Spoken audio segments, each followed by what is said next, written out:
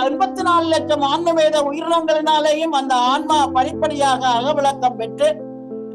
மனித பிறவியை எய்தி, அந்த மனித பிறவியை எய்திய நாம் கர்ண நன்முயற்சியோடு இருந்து நாம் ஆறுயிரெல்லாம் அன்பு செய்து கொண்டு வாழுகின்ற அந்த மரணமில்லா பெருவாழ்வை எப்படி நாங்கள் பெறுவதற்கு முயற்சி எடுக்க வேண்டும். அதிலே சில நோய்கள் தாக்கினால் எப்படி நோய்கள் எங்களுக்கு வருகின்றது, வாதம் பித்தம் கபம் இந்த மூன்றையும் சமநிலையிலே வைத்து வாழ்வது எப்படி, அதுக்குரிய ஆகார ஒழுக்கங்கள் என்ன,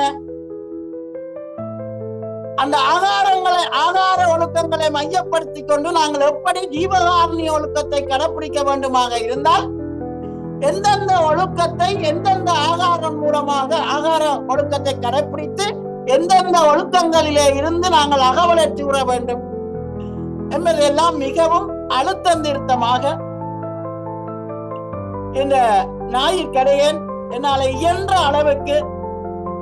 எல்லோரும் இந்த பேரும்பகரமான அனக வாழ்வை